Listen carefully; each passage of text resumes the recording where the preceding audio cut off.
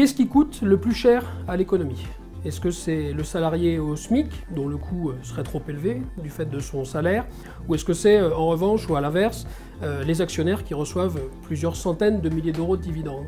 Combien nous coûtent en réalité les actionnaires? Combien nous coûte le capital? C'est la question qu'on va essayer de se poser ici. Et après quelques éléments de décryptage, vous devriez voir que en fait, ce qui nous coûte très cher, c'est effectivement le capital, pas le travail. Donc quand on est riche, ça ne s'arrête jamais. Oui. Et rassurez-vous, c'est pareil quand on est pauvre. Pardon. Pourquoi parle-t-on du coût du capital à la CGT? La première raison, c'est qu'en fait, pas grand monde n'en parle. Donc ce serait bien de le faire.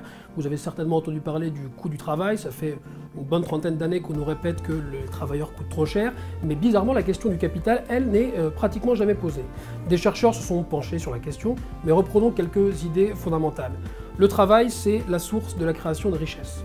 Dans la production, il y a du capital et du travail, mais si vous mettez du capital tout seul, il ne va pas produire grand-chose. Il faut du travail pour valoriser le capital. Donc la question en fait du travail est très souvent mal posée, pour la raison également que quand on parle du coût du travail, on ne parle jamais de ce qu'il y a en face, c'est-à-dire la productivité du travail, l'efficacité avec laquelle les travailleurs produisent des richesses. Et là-dessus, le constat est assez clair. On est en France dans le haut du panier, dans le très haut du panier. On est, pour le dire clairement, 25% plus productif que nos voisins italiens ou britanniques. Ça veut dire concrètement que si vous arrêtez de travailler le jeudi soir, vous produirez toujours plus qu'un salarié britannique qui travaillerait jusqu'au vendredi soir. Mais dis-moi pas que c'est pas vrai! Autant dire que le problème n'est pas le coût du travail, mais bien celui du capital, comme je vais vous le montrer tout de suite. Alors qu'est-ce que c'est le coût du capital? Là, les définitions varient un petit peu. Certains chercheurs parlent eux de surcoût du capital, mais pour garder une définition simple, on va dire que c'est la part qui est non réinvestie du profit. C'est d'un côté les intérêts qui sont versés aux banques quand on fait un prêt, typiquement. C'est de l'autre, et de manière beaucoup plus importante, les dividendes qui sont versés aux actionnaires. Très clairement, le coût du capital explose, on le voit à travers les dividendes qui sont versés aux actionnaires. La part des bénéfices qui était versé aux actionnaires, c'était 30% en 1980, c'est 85% aujourd'hui. Non de Zeus! On est à des niveaux qui sont aberrants, qui font de nous d'ailleurs les champions d'Europe du versement de dividendes. C'est au moins une victoire pour l'économie française, pas forcément pour les travailleurs.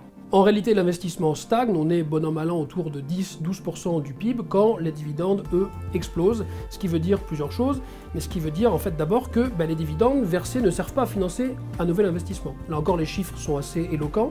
Pour chaque investissement nouveau en 1980, on versait dans l'économie 50 centimes de dividendes. Aujourd'hui, c'est 2 €. On marche complètement sur la tête. Mais alors du coup, si cet argent n'est pas réinvesti, où va-t-il? En vérité, il vient gonfler les poches de ceux qui ont déjà les poches bien remplies.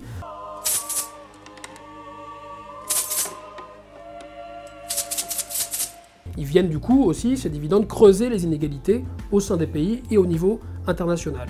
Où va l'argent ensuite? Quand il n'est pas épargné par les plus riches, il est réinvesti, mais pas dans le productif, trop peu rentable. Il sert en fait la spéculation boursière et il sert en fait au final à financer ce qu'on ne voudrait pas financer, c'est-à-dire de nouvelles bulles, et puis le prochain crack financier peut-être aussi. Que faire du coup? Voilà une vaste question, les réponses sont complexes, mais il y a au moins 2 axes sur lesquels on peut travailler. Le premier, c'est faire exactement l'inverse de ce que fait le président Macron, c'est-à-dire non pas favoriser la spéculation, mais l'empêcher, en définanciarisant le plus possible l'économie. Ça veut dire non pas soutenir les actionnaires, mais ça veut dire les taxer massivement ce capital improductif qui dort dans leur poche, pour en fait redonner du souffle tout simplement à l'économie. Ça nous permet aussi, derrière, une fois qu'on a taxé ces dividendes qui ne servent pas à grand-chose, comme on a pu le voir, à travers un pôle financier public, par exemple, de réinvestir massivement dans l'économie. Plus grand boss de toute la ville, Picsou. Deuxième point, c'est faire aussi l'inverse de ce qui se passe aujourd'hui, c'est redonner toute sa place au travail et aux travailleurs. Au lieu d'en faire des variables d'ajustement pour la rentabilité actionnariale, c'est faire en sorte que les salariés, dans l'entreprise, aient un droit de regard sur ce qui se passe dans l'entreprise et un droit d'intervention.